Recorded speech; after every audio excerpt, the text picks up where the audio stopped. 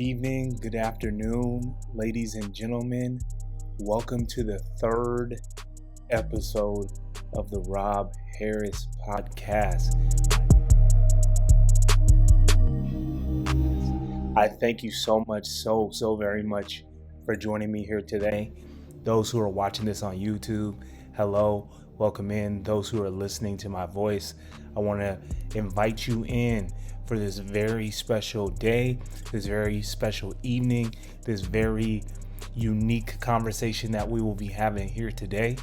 And like I said, I'm just so grateful, so happy that the people who are here today have decided to join this group, this time, this community that we will be building and continuing to build in the future.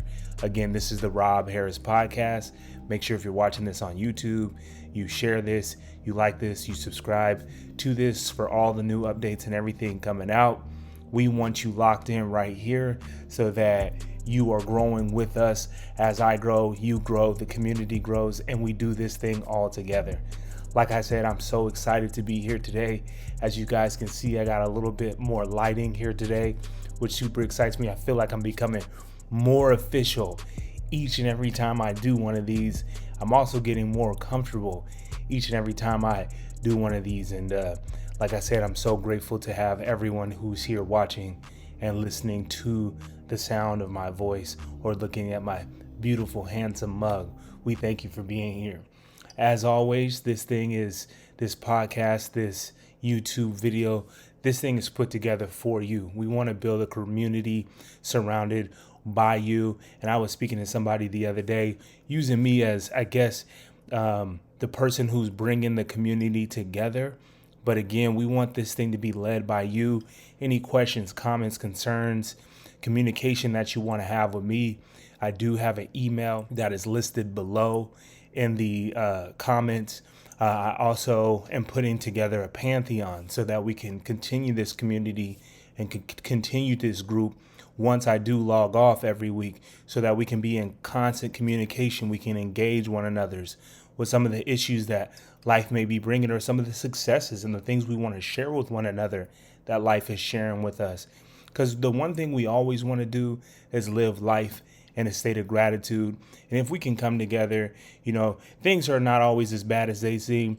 Things are usually a lot better if we want to take that perspective than we want to give life credit for. And so the hope is that we're building this community together, using some of the things and the examples that I have and some of the things that I've been through to get the conversation started. Again, we want to build this community. We want to establish that what I'm saying, hopefully it's resonating with you. You want to come out, you want to share it in the comment section. When we do our lives, you want to engage with me live. You want to join the Pantheon group. And again, we just have this community bubbling up and rising as we go. And that thing excites me so very much. This week is going to be very, very special. I'm extremely excited about the topic for this week. I wrote a book years ago. I want to say I wrote it in 2017.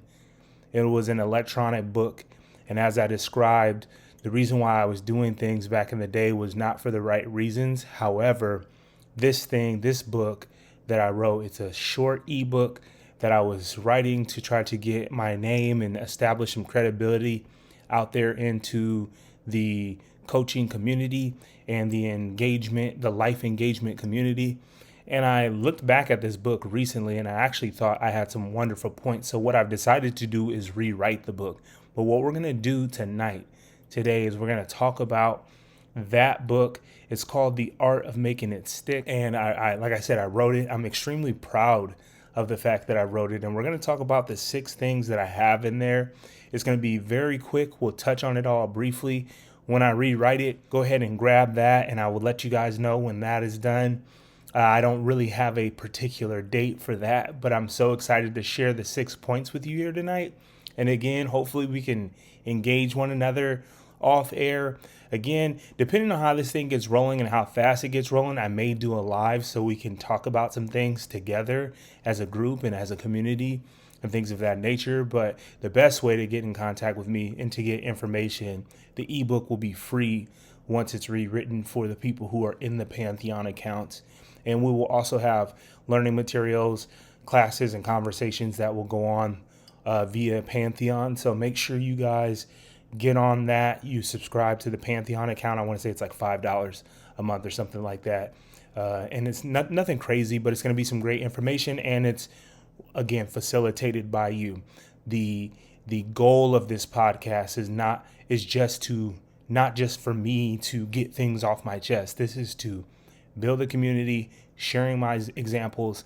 I'm being vulnerable with you. So hopefully some of that vulnerability will encourage you to be vulnerable with the community as well. And that will help us all.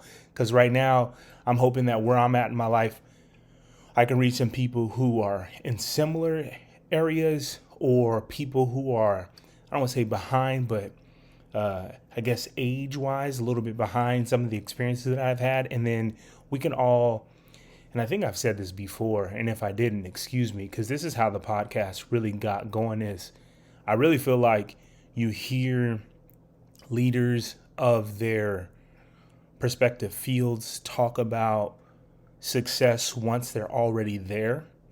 And I do believe I'm capable of success. And on this podcast, we want to define and redesign and continue to redefine what success is for each and every one of us. However, I thought it'd be really cool to hear about someone who, I'm climbing the ranks of this life as you are, and have somebody putting a voice on that, instead of, once I got there, or once you get there, you start a podcast and you talk about everything you've gone through and the breaks that you had and thanking all the people who helped you. I wanted to see what it would be like to have someone start one and talk about it along the way, because I feel like that would be just as powerful. I found myself wanting to hear from, let's say, Kobe. I wonder what it was like when he was before the Black Mamba, or becoming the Black Mamba. It would have been really interesting to hear him in the moment instead of reflective.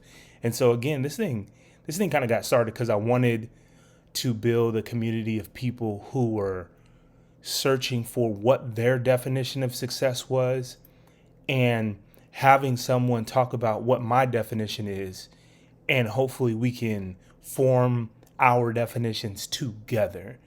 All right. So like I said, this week we'll be talking about the art of making it stick. I'm going to share with you how or why I wrote the book, where I was when I was finally done with this book. And I got a super cool surprise for you guys toward the end. I'll reveal that.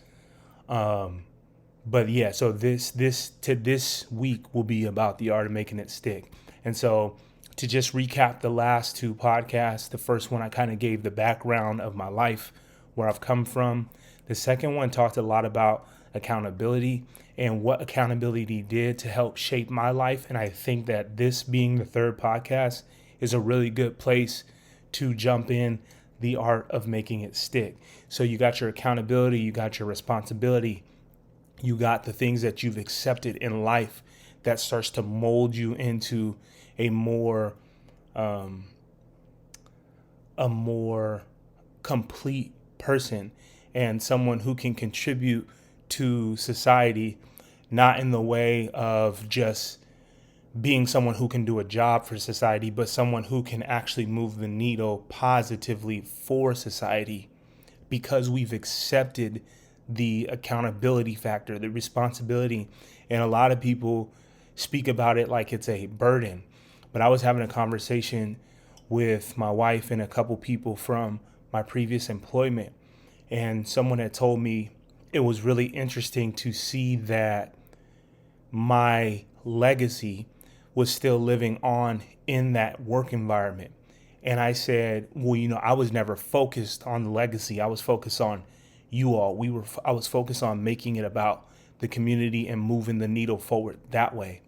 And they said, and that's how you established a legacy for us. And so when we're talking about the accountability, and I said I was talking to my wife, she said one of the things she thought made me an effective leader, and I have issues sometimes with my self-confidence and believing that I'm a good leader. and that I am doing things for the right reasons, because I had done things for not so great reasons for so long that I doubt myself in my current state a lot of the time. I do believe that is a trick of the enemy. However, it is a trick that I fall for. Okay, so like I said, that's me. I don't know if that's you. You can raise your hand, or in the chat, or raise your hand behind the lens here. However, that's me. That's what I do. That trick I fall for. The self-confidence thing. Coming off the heels of what we kind of talked about in podcast number 1. That part is still in there for me. So reflecting on what makes me a good leader, my wife said, is that you hold people accountable. People act like they don't want to be held accountable, but you hold people accountable without judgment, which gives them the freedom to be themselves and to develop into selves that were better than they previously knew they could be in the environment that we were in. And so it was really interesting to hear about that accountability. And we talked about that in last week in podcast number 2. It's really interesting to see how it seems like people are running from accountability. And that is something that I did do. However, people also seem to be attracted to accountability and responsibility, because I think deep down, everyone wants to be a better version of themselves. And, I don't want to go too deep into the mental part of it because I'm not an expert in that field. However, I do believe everyone inherently wants to be better. I feel like life, we talk about the trees, we talk about flowers. Growth is part of it. And I believe everyone wants to grow. A lot of times to grow, you have to become a different version of yourself. And accountability and responsibility is some of the more effective ways to kind of burn off some of the old you. And so that is a tactic that I use. That is something that I use while I'm leading, because it's something that I went through. And I also believed it was extremely effective for my life. And as my wife has said, it is something that has proven to be effective in my work environments and as I lead groups of people. All right, so pivoting off of that accountability, the responsibility part, and into this concept, the art of making it stick. And so I know there's great books out there about habits, like Atomic Habits, and trying to turn over a new leaf. I want to say The Subtle Art of Not Giving Enough. That's another good one. Or, just different books. I know there's a lot of self-help books out there that help with this idea of making it stick and changing habits and doing it effectively. I wrote this book understanding that was the case, but I wanted to try to give a new spin on it, and I wanted to make it a quick read, a book that you could read daily if you wanted. And so just almost like a daily reminder of, how do I win this battle? And the reason why I wrote it was because I came off of a very dark period in my life, and I found that some of the things that I was doing was effective to turn over a new leaf. I realized that it wasn't a major shift. It was a bunch of little effective things that helped me change my life. A bunch of small habits, small regimens that helped me change my life. And so I came up with this book, The Art of Making It Stick. And so, like I said, I want to divulge some of the things that I actually had been through. This book was written coming off of a DUI, and I had been working 2 jobs at the time, and I didn't really like the jobs, and the industry that I was in was also not great for my mental well-being, and it was also jobs that facilitated the old habits and the old self. And so coming off this DUI, I didn't really know how to rebuild myself. And so I started reading books, actual self-help books. And one book that was very powerful was The Power of Now. That one really helped me out. was what I began to realize was it wasn't gonna be this. All right, my life has changed. All right, I've changed my life.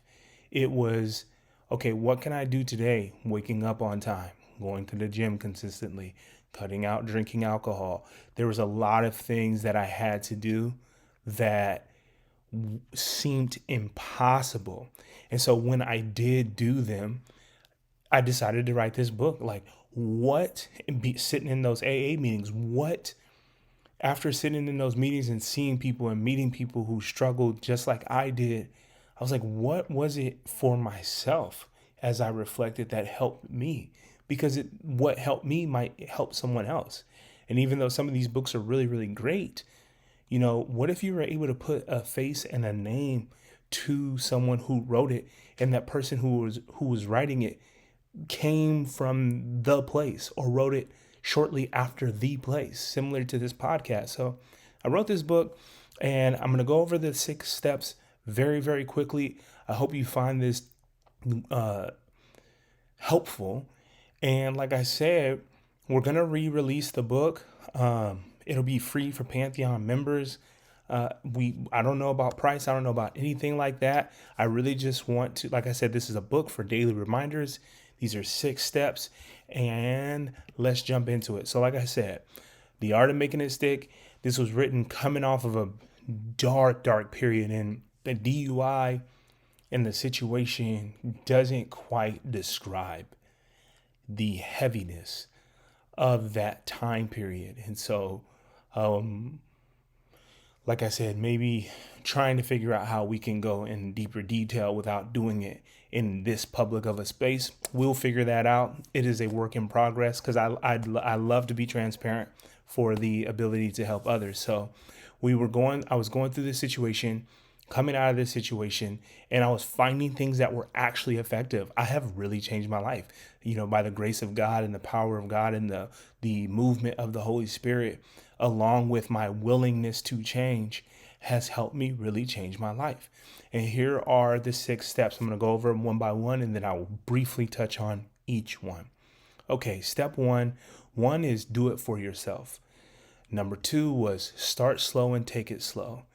Number 3, stay above the negativity. That's an important one. Number 4, set yourself up for success. Number 5, reward yourself. And number 6, relax and make it fun. Like I said, I want to go through all of these as I'm reading them, and I know you guys are seeing me pause right now.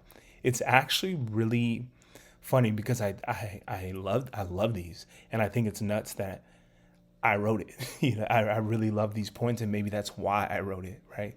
Anyway, so number 1, do it for yourself. I listened to someone in an AA meeting one time, and he was talking about his daughter and how his daughter was the catalyst to him changing his life around. And on face value, he was a really well put together man, probably in his mid to late 40s, looked healthy, was nicely dressed, just a very clean looking younger man. And when I'm listening to his story, he was saying some very powerful stuff. He was saying, I did it for my daughter, and every time I struggled, I would picture her face. And he was talking about how he was reading the Bible as well to try to help him get through some of the struggles and the trials that he would go through. Because for most people who are sober now, it is 1 second, 1 day, 1 second, 1 minute, 1 hour, 1 day at a time. And so as he's talking about this, he's saying he's envisioning his daughter, and he had a picture of her, and he had this picture seared in his mind. So every time he wanted to take a drink, he would think of his daughter and what it would do to her, because he had almost lost her through his struggle. The one thing he said, so I'm interested in this story, and I'm enthralled into this story. And then he says, but it didn't work. I'm like, wait, what? It's almost like he's telling this story, he's getting sentimental, and then he snaps out of it quickly and says, but it didn't work. He said, the only thing that actually worked was me doing it for myself. He said that I had to find out how to care enough about myself to make this journey about myself. He said my daughter was the catalyst for the change, but myself was going to be doing it for myself was going to be the only way that I stuck with the change. And so in this was inspired, and I wrote this first step of the book inspired from this story, because I started to realize myself I did a lot of things for my wife and for my kids and knew that that's why I had made the changes. But I'd get in situations where the changes didn't really stick when I was using it. I was like, this should be good enough. And this man sharing and being vulnerable, again, we're going to use that word a lot. Him being vulnerable in this meeting has helped me change my life as well. Like, you cannot just make it about other people, because God loves you just as much as he loves the next person. So if you're not going to love you and you're not going to make it about you in love, it's going to be really hard to sustain the love for the other person. I feel like, and I could be alone in this, and don't shout me down if I'm all by myself. I really believe that it's hard to love someone. You can only love someone as far as you can love yourself. And so that's point number one. You have to find a way to love yourself, to do it for yourself, to make these changes. And please believe, habit changes and making big changes in your life, you see value in them. So you have to see love in them as well, or love in you to become a better version of yourself. And you guys are going to hear me say this a lot as we go through this journey together. I believe everything has to do with love. And so as you're making your change and you're getting to step one, you have to find a way to tap into the self-love enough to make whatever small or drastic change that you need to make to move forward. Step two, start slow and take it slow. I said whatever small or drastic step, but it should always start with small steps. You should really try to take this thing slow. So whenever you're making a change, you have to have grace and mercy on yourself. And there is something that always sticks with me when I'm dealing with team or dealing with teammates. I understand the human side. I try to understand to the best of my ability the human side to life. And since we're all human, and the only person who was without sin or perfect in this lifetime was Jesus, why am I going to hold anybody else or myself to a standard that is unreachable? Why am I going to have expectations for myself or other people that are just unreasonable? So when I'm saying start slow and take it slow, it's not that you should, not hold yourself accountable.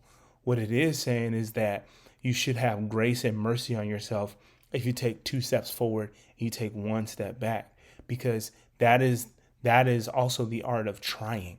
You are giving it your best. And if you're not falling short, that means you're actually not extending yourself.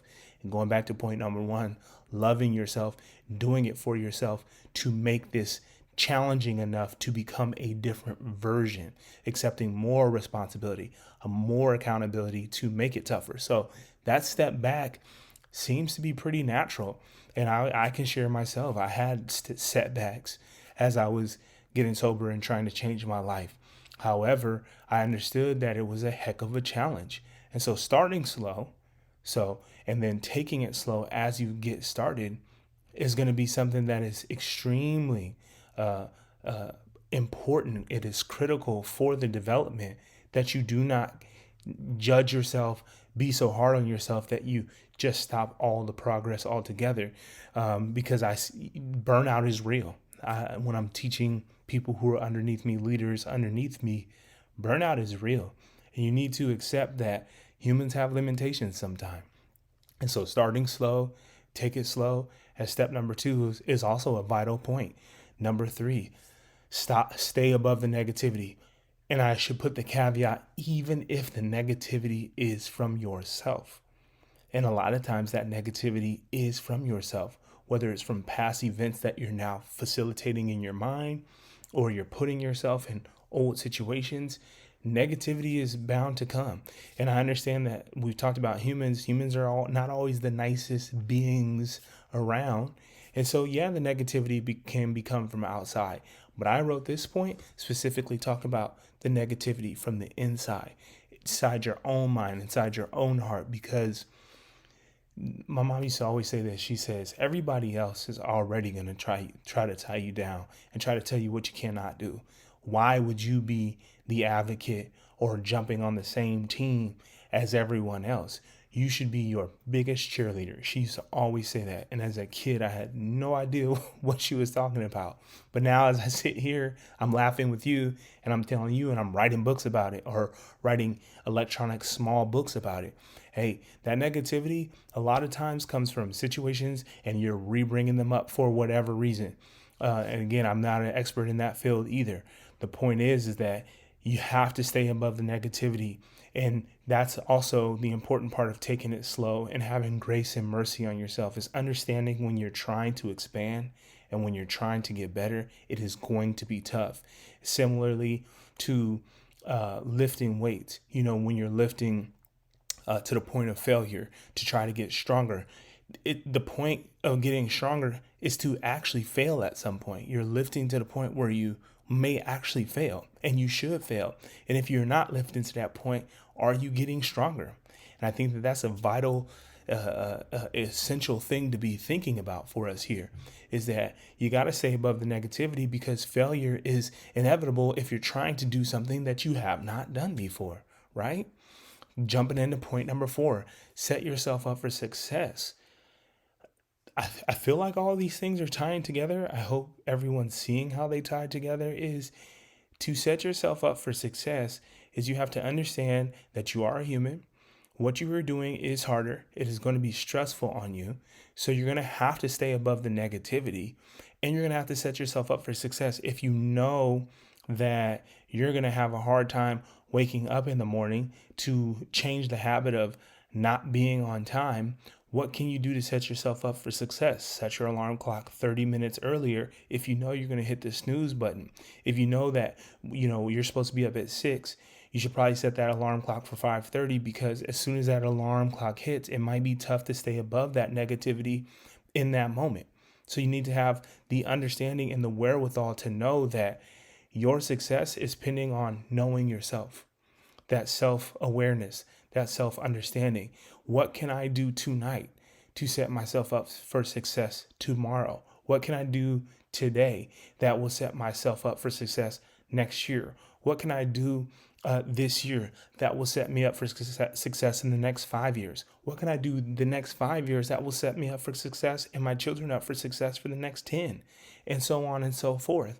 And so you have to get to the point, I'm saying you, we need to get to the point where we understand that moving forward, we have to figure out what is success. We've talked about that. What does it look like to love myself enough to have love, grace, and mercy on myself to rise above the negativity? And what, now that I know what success is, now that I'm getting to know myself, now that I'm understanding how to love myself, how do I get to the point of setting myself up in these building blocks every single day, every single second, every minute, every hour? That is Myron Golden. I know I'm jumping around on this point, but Myron Golden said something to me the other day while I was listening to him. He was talking about, if you're not doing something that's moving the needle forward, why are you doing it at all? And I think that that is the point right there. You have to find a way to be stacking small blocks. What is it that you can do today, right now, to set yourself up going forward? Do I need to go to bed earlier because I know I don't like to wake up that early? Things of that, something that small is something that can set you up for success. Do I need to meal prep? So, because I know that sticking my hand in a bag of chips is not going to be beneficial for me. Can I put my bags of chips? Can I weigh them out and get them ready so I can snack when I get home and stack on 55 grams instead of 5,000 grams? Things like that. What am I doing to set myself up for success? Now we start to get into the fun part of VR, making it stick. We were serious. We're talking about self-love. We're talking about awareness. We're talking about setting ourselves up for success. These two things that I have right here, I believe in wholeheartedly. And when I'm teaching new leaders or people who are aspiring to be leaders, And it's these are concepts that a lot of times they don't even understand is essential to development. Step 5, you have to reward yourself. When you have made these changes, you have to give your mind the ability to feel great about these accomplishments. They have to feel like accomplishments to you. And I love the fact that it's also a test run or a trial in self-awareness again, because only you know what you can do to reward yourself that doesn't get you off track from where you are. So what am I saying? As an example, as a reward, if you're trying not to drink anymore, you probably shouldn't have a sip of champagne once you've gotten to 1 year of sobriety, right? Like things like that. So now you got to figure out, and this was tough for me. What can I do? Because for so long, uh, the reward would be I'm gonna go have a drink. I'm gonna go have a margarita, shots of tequila, or whatever. That was the reward. And now, as you start to reinvent yourself, you're trying to figure out what is a new reward, and it's a fun journey that you go on. So all of this ends up being quite a bit about self awareness. But what can I do to reward myself? What can we do to reward ourselves when we've gotten to a week sober, a month sober? And I'm using myself as an example again because the battle with me was sobriety from drugs and alcohol. So what can I now what can I now use as a reward that is, and it's so funny. I take my kids out for ice cream. I don't even like ice cream like that, but seeing their smiles used to really get me going. So you're finding different ways to start to formulate a different lifestyle, showing yourself that you can still have fun, but the reward is so important. I had one leader who every time we hit a sales goal for that quarter would take themselves to get their nails done. And I remember the first time, I was like, "What are you going to do to celebrate?" They're like, "Celebrate." It was almost like a foreign conversation. Yeah, celebrate. We've accomplished something here. And she started this thing of going to get her nails done every time we hit a sales goal. And I just believe that it's a necessity just as much as figuring out grace and mercy for yourself. Self love, we talked about that as step 1. We're looking at it dead in the face again in step 5. Love yourself enough to reward yourself for what it is that you are accomplishing. And last but not least, step 6 is right there merged with step 5 is relax and make it fun. It's really hard to get anything accomplished if you are wound up tight trying to do it. It's just tough to do. And so I understand, depending on how big or how small the change or the adjustment is, it could be a little bit harder to relax and make it fun. But figuring out a way to make it fun is so incredibly important. I was with a company one time, and the last thing that they put in their code of conduct was make it fun. It was one of their pillars of success was make it fun. They wanted you to have fun in the work environment. Obviously being professional, but making it fun was the last one. And I think that that applies here as well in trying to make these new habits and these new changes stick. We talked about rewarding yourself. What can you do not to make that reward just something you do? How do you tie in actually feeling elevated in spirit and joyful during the experience?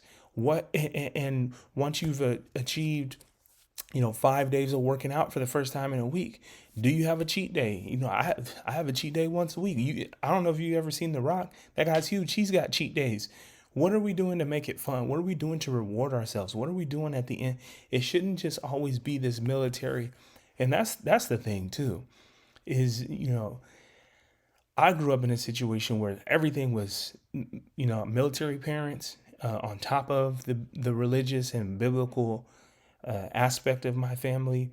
Everything was making it fun was not really a concept that I understood. So when I got exposed to fun or having a good time, I went a little bit crazy with that.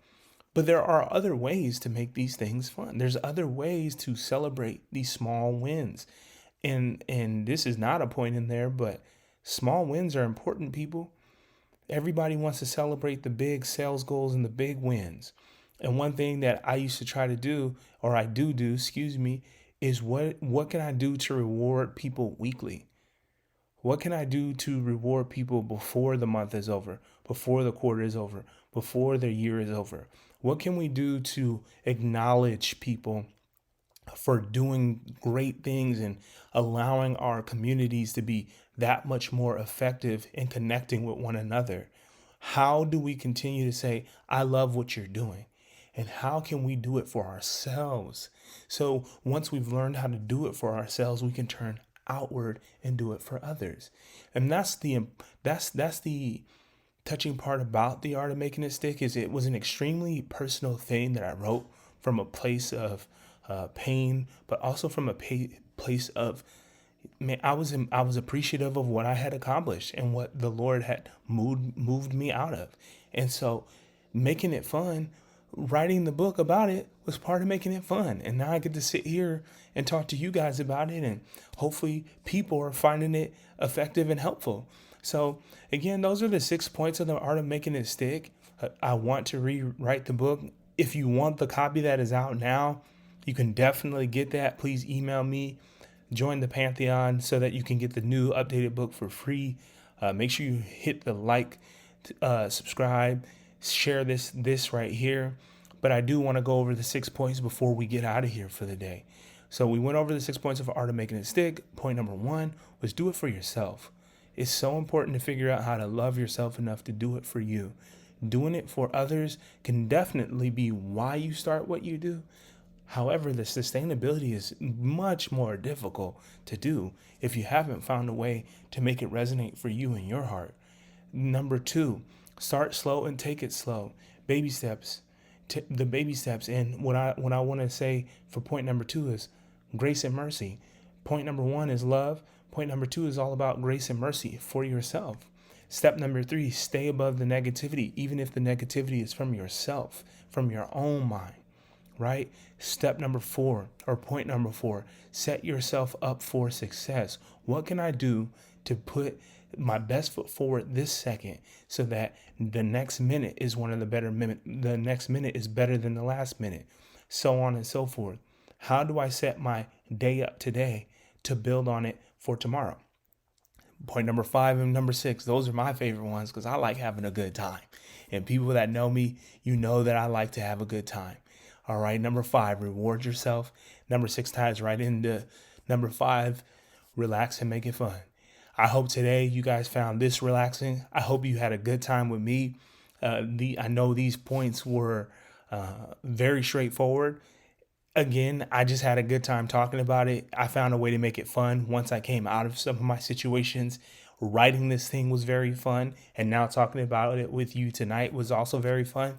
Oh, almost forgot what I have planned for you guys on the next podcast. I'm so excited. You know, my wife's not going to she wasn't too happy when I told her. I was like, hey, I got you on the docket for one of these podcasts. And so what we're going to be able to do is we'll be able to ask her questions. She's been side by side with me for this journey. She was here with me when I wrote The Art of Making It Stick, when I first thought of it. So we get to pick her brain about a lot of things. We'll ask her about motherhood. We'll ask her about being a wife. We'll ask her about being married to me and talking about some of the things we've talked about so far in the first 3 podcasts. So when I say I got something exciting for you, my wife is just a very insightful, very sharp person. And I'm so excited for you guys to meet her on here. And she will be on the very next podcast YouTube display. So please make sure you join us. Make sure you're here for this. Thank you for joining me today. And may you guys have a blessed rest of your evening.